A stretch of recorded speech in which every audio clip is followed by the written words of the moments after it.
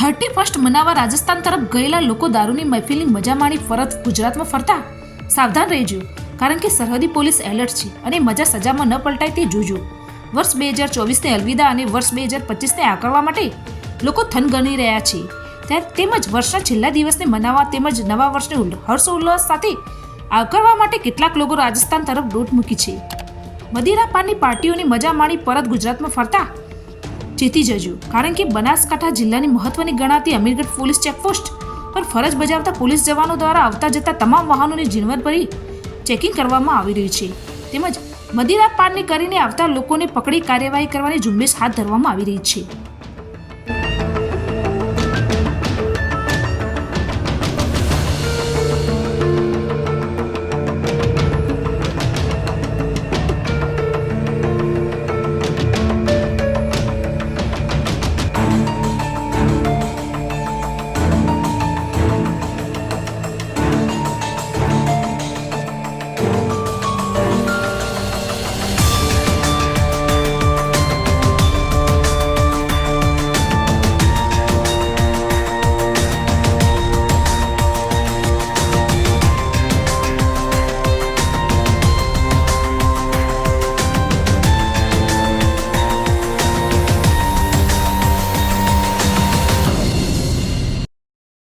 December તથા 1 જાન્યુઆરીને લઈ અને બનાસકાંઠા પોલીસ એક્ટિવ મોડમાં આવેલી છે.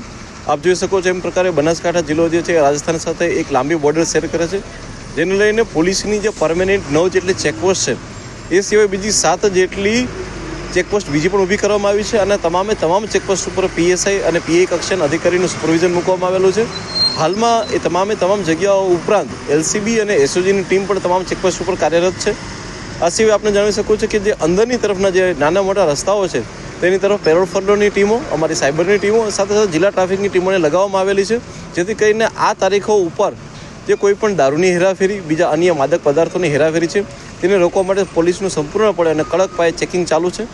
એ સિવાય જેટલા બી લોકો રાજસ્થાનથી આવી રહ્યા છે અને ખાસ કરીને 31 મહિને આવી રહ્યા હોય એ લોકો કોઈ નશાની હાલતમાં ના હોય અને આપણા ગુજરાત રાજ્યમાં પ્રવેશે ત્યારે એ લોકો નશાની હાલતમાં ના હોય એ માટે થઈને તમામ જે વાહન ચાલકો છે એ તમામને બ્રેથ એનાલાઇઝનો ઉપયોગ કરીને એમને પણ હાલમાં ચેક કરવામાં આવી રહ્યા છે, જેથી કરી અને ગુજરાત રાજ્યની અંદર આપણા બનાસકાંઠા જિલ્લાની અંદર સંપૂર્ણપણે કાયદો વ્યવસ્થા જળવાઈ રહે અને સાથે સાથે આવા કોઈ પણ ઇસમો જે છે એ નશાની હાલતમાં કોઈ એક્સિડન્ટ બી ના કરે અને માદક પદાર્થો લઈ અને તેની હેરાફેરી પણ ના કરે. Thank you.